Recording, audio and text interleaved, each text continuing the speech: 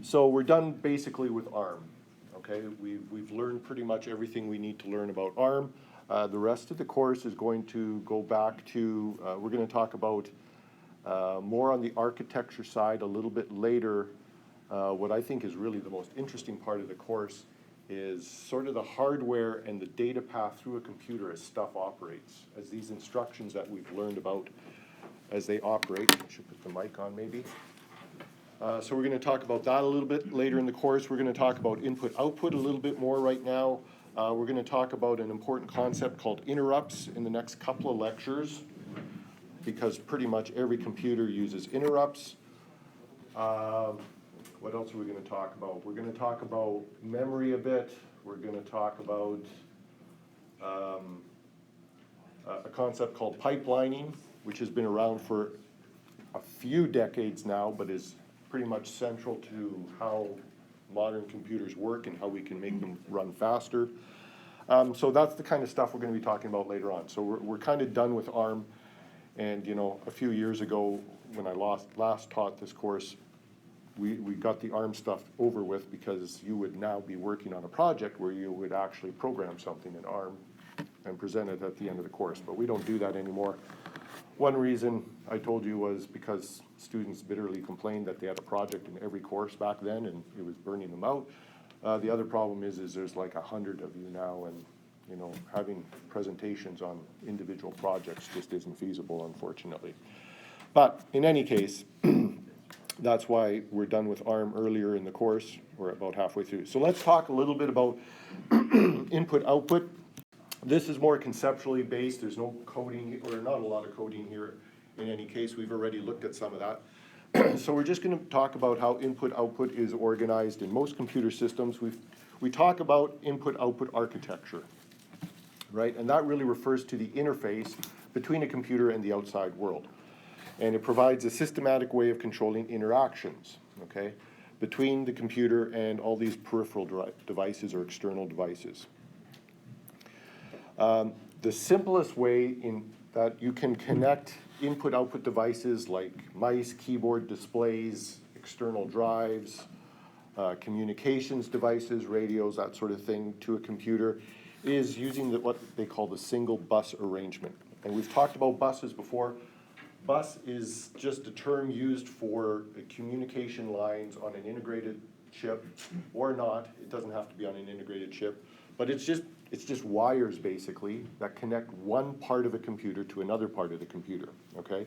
So in this block diagram here, the bus is represented by the straight line here, which is of course a number of wires in an ARM processor. Because the words are 32 bits long, the data bus would be 32 individual wires, right? Where each wire is communicating one bit of information at a time.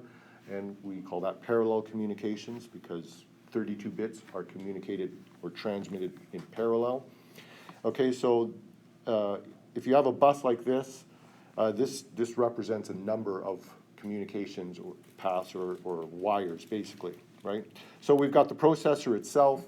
The memory would be also connected to the bus. And you know, this hardware-wise, this could be on the same printed circuit board as the processor itself.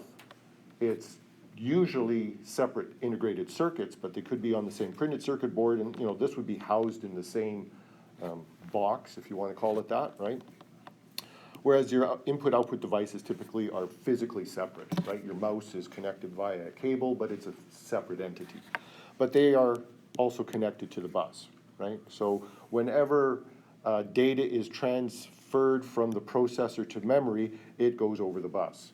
When the processor is talking to an external device, it goes over a bus. And it's the same bus, okay? Obviously, only one device, there can only be signals traveling along this bus, you know, one signal at a time. And therefore, we're going to talk a little bit later on about what's called arbitration, bus arbitration, when we talk about buses a little bit more in detail. Where you have to have some sort of system in place to make sure that, you know, the processor isn't trying to talk to a device and memory at the same time, right? Obviously, that doesn't work. Only one car can go down the bus at a time. right? So we'll talk about that a little bit later. So the bus consists of three sets of lines. You know, we need to transmit an address, usually between the memory and the processor, the CPU, right? If the processor is trying to get a number out of the memory, it needs to communicate the address of that memory location to the memory unit, and therefore we have a separate bus for that. We have the address bus. The data itself will go on a different set of lines back to the processor. And then we need control lines in order to send signals between all of these things in order to arrange the transfer of this information. Okay? We've talked a little bit about memory I/O, where these input-output devices, as far as the processor is concerned, look just like memory. Okay, which means you can access registers typically in these input-output devices by using a load instruction to go to a particular address and get what is there. So each one of these input-output devices would have a unique memory address associated with the registers in them. We've talked about that a little bit.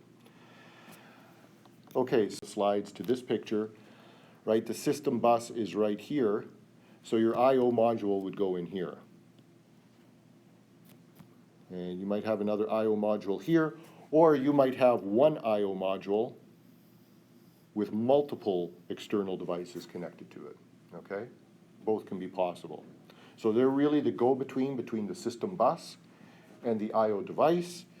And again, physically, this thing could be located in the same box as the computer or not, okay?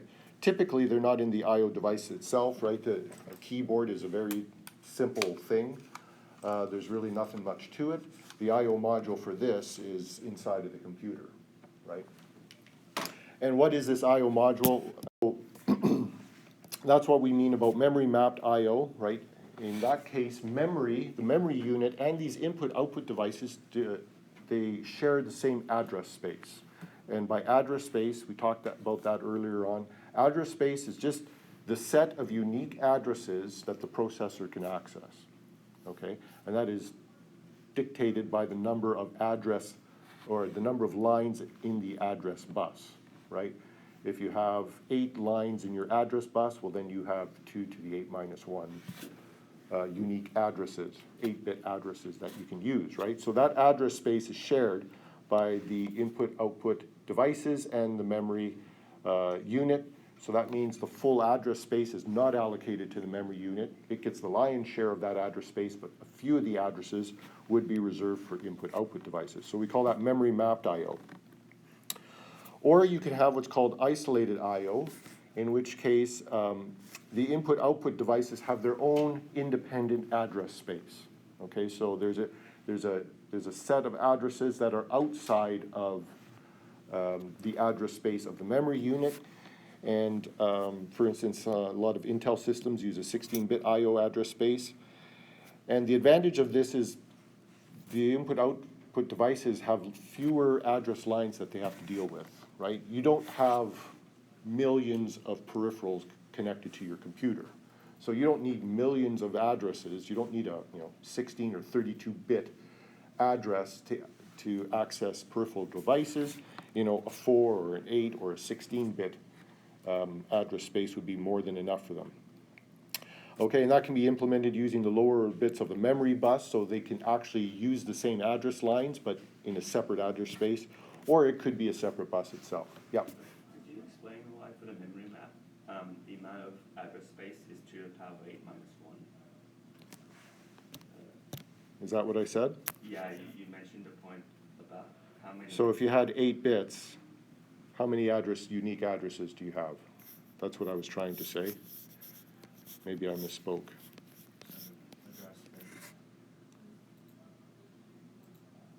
Right, how big of a number can you put in 8 bits?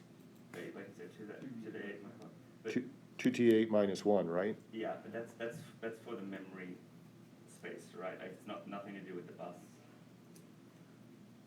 Well, if your address bus consists of 8 lines, then that means your addresses can consist of 8 bits. Okay, so the actual size of the bus, like the Yeah. wires, will dictate how big the memory is? Exactly. Just because. Or the maximum size of the memory, Okay. right? Because you only have as many addresses. I mean, you could have a memory chip with huge amounts of memory locations, right? But you can't address them all if you've got a fixed number of bits in your address. You've only got a certain number of unique addresses that the processor can use, right? Because you in this case, you're restricted to 8 bits in your address because you've got, pardon me, 8 physical wires in your address bus. Okay. That's all I'm getting at. Okay. Okay. Okay, so memory mapped I/O versus isolated I/O. Back a couple, what we're going to. Okay, a big part of the whole process is what we call I/O modules. Some people call them I/O interfaces. And these are just separate devices that are either built, I believe most of them are usually built into the computer themselves, so they'd be in the same box as the computer, although in more sophisticated, complex arrangements, they can be an actual external device, okay, an external box. And they're really the go-between between peripheral devices and the computer themselves, okay? So we call these I/O modules. So on the one side of the I/O module, you have the system bus of the computer, okay? And on the other side, you would have the external device. So if we talk about, we need them first of all because there's obviously a wide variety of peripherals out there, okay? And they don't all interact with the computer in the same way. So it would be, as stated here, it would be impractical to incorporate the logic that interfaces all of these different external devices to the same computer with just one module or with one interface, right? There's a large diversity in these different external devices, and they all need unique interfaces with the computer. A big one is the data transfer speed, right? A keyboard is extremely slow because it's limited by how fast we can type, which if it's me, it's like one accurate keystroke a second kind of thing, right? Whereas a external drive memory device, you're talking much higher speeds, right? So the data transfer between all of these externals is different as well. So you need some sort of buffer between all of them to talk to the computer. Some, however, are actually faster than the processor, but most aren't. And a fourth reason we need these interfaces is because some of these devices use different memory word sizes or data formats than other devices, okay? The data bus on the computer is 32 bits, for instance, or 64 bits, right? But a keyboard, when you press a key on the keyboard, how many bits are you generating? 7, right? The ASCII code for that. So there's differences in word sizes that have to be accounted for too. So that's some of the reasons why we need this interface between the computer and the external device. Okay, so if we look at a typical device, this would be either the keyboard, or this could be the mouse, or this could be the display. Okay, the gray box here, this is your actual external device. So for instance, if we're talking about a mouse, well, data from the environment, this would be a physical motion of your finger, pressing a button on the keyboard, or pardon me, on the mouse or on a keyboard, okay? And there's some sort of transducer that takes physical motion and creates an electrical signal out of that, okay? And that creates our data, which then goes out of the device, okay? This side of the device we call the port of the device, which is just basically the wire coming out of your mouse, right? The USB connector on the other side of that is just the port for the mouse. Okay, also inside there's going to be some control logic. There's a little bit of circuitry in here, which is going to take care of the data that's going back and forth between the mouse and your computer, or going to an input-output module. And we've always got these sort of three sets of signals that we have to worry about. There's the actual data signals that we have to worry about, and then there are control signals to and from the device, which are going to take care of the interaction or the transfer of the data between this device and the computer, okay? The mouse can't just send data whenever it pleases, right? It's all being controlled by the computer. And we're going to talk about interrupts in the next lecture, which has a big part to do with that. Okay, so control and status signals. Some devices, like a memory unit or an external hard drive, you would also have a third one being the address signals, right? You have to send an address to the device, but for a keyboard, there's no address per se. External devices are broadly classified into 3 categories. Human readable, that would be like a display, right? Machine readable, like a disk drive or something like that, or communications where you're connecting some, you know, a modem or some sort of external communication device, Bluetooth or something to your computer, okay? Okay, so that's, I would call that machine readable. The device itself. So, which category does this keyboard fall in? okay, control and timing. So controlling the flow of traffic between these internal resources, which means internal to the computer, and our external devices, our peripherals. There's a process to this, right? It just doesn't happen automatically and whenever any device wants. Sometimes we call it a handshaking process, right? Where the computer initiates something, right? It extends its hand. The external device recognizes, oh, the computer wants me to do something, so it extends its hand too, and they shake. And yeah, okay, you can go ahead and transmit information now. Okay, received it, right? It's a back and forth type of process. So for example, not every process is like this, but this is an example of a typical sequence. The first step would be the processor requests the device status from the I/O module, right? And we've talked about that before, where we poll the device, right? We ask the keyboard, do you have a new character waiting for me in your data buffer, right? So that would be an example of the first step, where the processor requests the device status. And you do that in program-controlled I/O by reading that status register in that keyboard and seeing if a particular bit has been set, indicating that, yes, there's a new keystroke waiting for me in the buffer. The I/O module returns the device status. If the device is operational and ready to transmit, the processor requests the transfer of the data by means of a command to the I/O module. And again, the I/O module would be sitting between the computer and the keyboard, for instance, okay?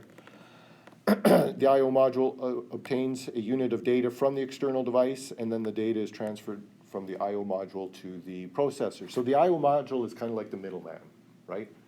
It's the one between, it's the computer is spinning really fast, the keyboard's really slow, right? So the computer's spinning really fast and says, oh, I better check the keyboard. I/O module, check the keyboard, right? And while the I/O module is taking care of that, the computer just keeps doing what it wants to do, right? And then the I/O module will check the keyboard, get the data, and then, okay, I'm ready. And then the computer says, okay, I'll stop what I'm doing, give me the data, and then it keeps going. Okay, so the I/O module is really just the middleman between these external devices and the computer. And we've talked about, you know, why we need this. Well, data buffering is a huge part of it. The computer, you know, is so much faster than most of these external devices. For instance, you know, if you look down here, here's a slow. So the data rate in bits per second, right? Keyboard, mouse, because they're operated by us slow humans, are at the bottom of the list. Modem, floppy disk. A lot of you probably haven't even ever seen a floppy disk. But anyways, you know, this is a little bit data. It gets faster and faster, right? So data buffering is a big part of what an I/O module does, okay? Error detection, another big part of what an I/O module does. It detects either mechanical failures in the external device. For instance, if we're talking about a printer, right, like a paper jam. And electrical errors like a bad disk track on a disk drive, or it might do the parity checking. Have you guys heard of parity checking somewhere before?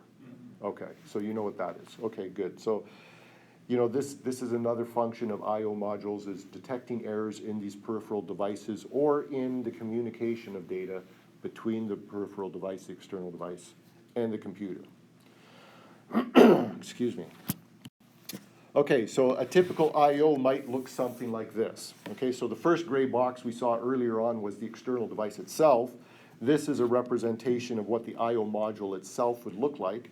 And again, this, it might be a separate box unto its own, or it might just be included inside the box that the computer is in, okay? So on the left side here, we've got our interface to the system bus, okay? So our system bus is running here. That's the computer side, and over here is the port that will go to our external devices. Now, this particular I/O module is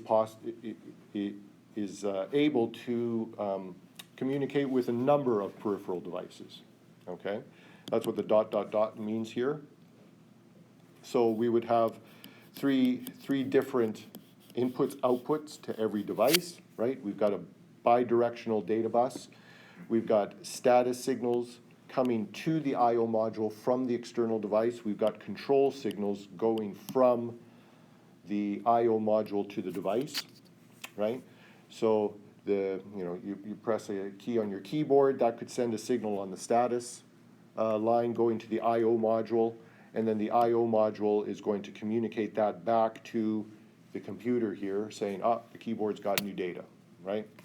And then when the I/O module wants to read that data, it's going to send a signal out on the control line to the keyboard saying, okay, send it to me if that's the way it works, or I'm going to read it now, or I acknowledge the fact that you have new data in your buffer, and then the data goes back and forth, for instance, right?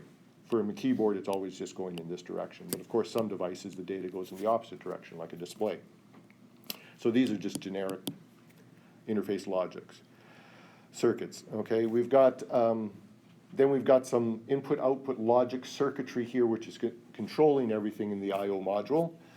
And then we've got registers. So these are the registers that we talked about previously when we looked at I/O, okay, in its very basic form.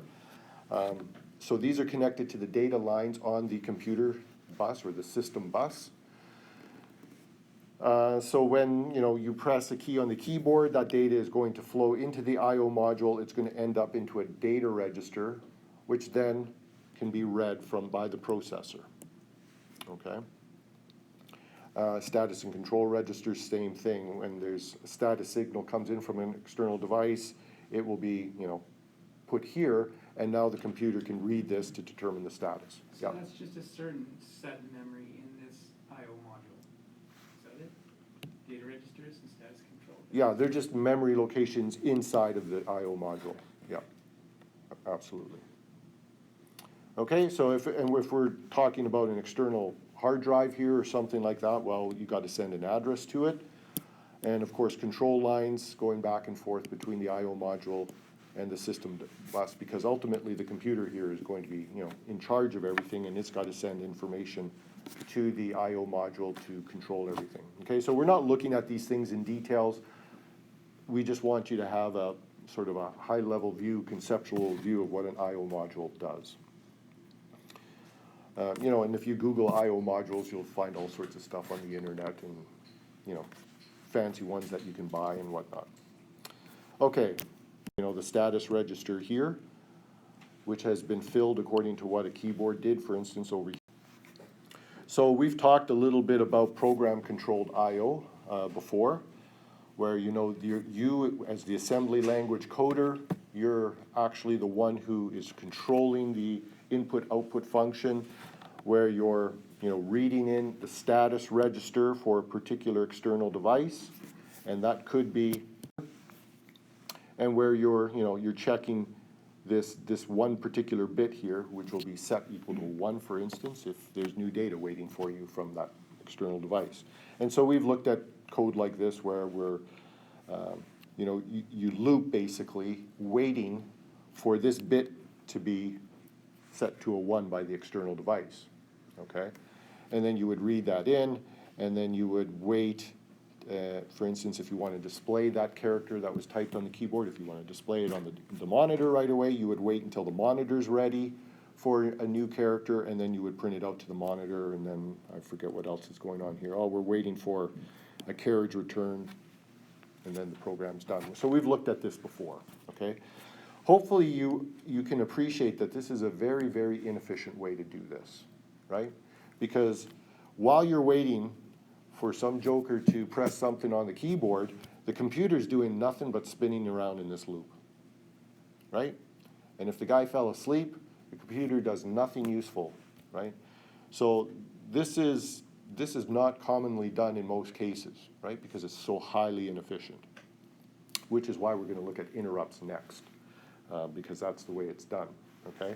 Instead of the computer just sitting here waiting for for something to happen with one of these external devices, we're going to use what's called an interrupt, where the computer's just gonna keep doing useful things until the keyboard, somebody pressed something on the keyboard, and then the keyboard's basically gonna say, Mr. Computer, I got a new key, okay? And then the computer's gonna stop what it's doing, go get that data, and then keep going, right? Because in the time that it takes me to type 2 keys on the keyboard, the computer could have done 1,000 instructions or even more in that time span, right? So it's wasteful to just sit here in these loops. Basically here is taking care of all of the operations having to do with I/O. You're reading the status register, you're checking that bit, right? You're going and sending an address out on the address lines to get something from that external hard drive. You're controlling everything inside the program. But we're gonna talk about that in a lot more detail. So we've sort of got 3 different ways we can look at I/O operations. Programmed I/O, right? Data exchange between the processor and I/O modules. The program has direct control of the I/O operations, including sensing the device status, that's what we call polling, sending read-write commands, and transferring data. So the processor's doing everything, and your program, that's what we call programmed I/O, okay? So as I said, it's very wasteful, because the processor is just sitting around doing nothing, it's looping, waiting for something interesting to happen in one of these external devices. So that's why we typically go to what's called interrupt-driven I/O, okay? So the processor issues an I/O command. So it, for instance, would send a command out to the I/O module saying, hey, go check the keyboard, see if anything's happening on the keyboard, okay? And then it continues to execute other instructions. Once the I/O module has gone and read the status of that keyboard, it could then say, oh, no, there's nothing new here, so I don't need to interrupt the processor. The processor is just gonna keep doing its thing until finally the I/O module senses something happened on the keyboard, and then it's going to send what we call an interrupt signal to the processor, which is an actual hardware signal on a separate data line. And when the processor senses that, oh, that interrupt went from 0 to 1, something happened. I got to stop what I'm doing, and I got to go take care of that. Okay, we're going to talk about that in more detail. The third way we can do I/O operations, especially with respect to memory, is called direct memory access, or DMA. A lot of people just use the acronym DMA. Okay, in this case, the I/O module and the main memory of your computer exchange data directly without processor involvement. So for instance, if you're downloading a file off the internet and it's being loaded into the memory of your computer, okay? Sometimes these files are huge now, right? It takes a few seconds to do that. Well, the computer doesn't need to sit and wait. It doesn't need to say, okay, go get that stuff, and now it waits, right? So instead, it'll issue a command to some other circuitry saying, go get this block of information and put it into my memory unit. And once it does that, the computer goes off and does whatever it wants, and it doesn't think about it again. It basically delegates the task of this data transfer to some other circuitry. And we call that direct memory access, okay? So that's basically what we're saying here. I/O to memory transfer through the processor. Well, then if we're not using interrupts, that's programmed I/O. If we're using interrupts, that's interrupt-driven I/O. Or if the transfer of data is directly from the I/O device to the memory unit itself, we call that direct memory access. Okay, so here are the 3 techniques in sort of flowchart form as an example. So for instance, the CPU could issue a read command to the I/O module, right? So a control signal goes from the CPU to the I/O module. We read the status of the I/O module, and that information goes back to the CPU. We check the status. Was that bit in that control register set to a 1 or not, indicating somebody pressed a key on the keyboard? Well, no, it's still 0. We go back and we're just going to keep reading that status register until something happens. Finally, when that bit is set to a 1, indicating the person pressed something on the keyboard, we're going to read that data, maybe write it into memory, and then are we done reading from the keyboard? If not, we're going to go up and do this all again. Okay, so this is what we call programmed I/O. Okay, all the control is directly done by you, the programmer, when you write the instructions. The next one is interrupt. Okay, so same kind of thing. The CPU is going to issue a read command to the I/O module, right? CPU to I/O, and then the CPU is going to go off and do something else. It's going to plot the trajectory to Mars in the meantime. Okay.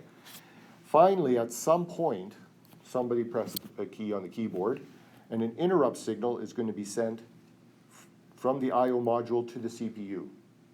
When that happens, the processor goes, okay, I'm going to stop wherever I was doing whatever I was doing, and I'm going to deal with this interrupt. It reads the status register. Yep, there's a bit of there's new information from the keyboard. It's going to read it, write it to memory. Am I done? Yeah, I go back. Okay, so the key difference is here. As opposed to doing this, which is nothing really, it's going to go off and do something else. We'll talk about interrupt more in the next lecture. Finally is direct memory access, okay, where the processor, all it does is it reads or it sends a command, and this is more specialized, right? These basically are for any type of external device. This is for external devices where we're transferring large amounts of data between the CPU and the outside world. So the CPU could send a message to the direct memory access circuitry saying, go get that 1 megabyte of data from that external hard drive and write it into my RAM, okay? And then the CPU goes off and does something else. It never thinks about it again, and the DMA will do that, and when it's done, for instance, it could interrupt the processor and say, okay, I sent that data, what do you want me to do next? And then maybe, okay, go get the next 1 megabyte, or maybe do this, okay? So direct memory access, basically the processor delegates the task, the details of transferring data to some separate circuitry called the DMA, and it does it for the CPU. Okay, so those are the 3 basic types of I/O. And I think we're going to stop there. We'll start here on interrupts next day. Okay.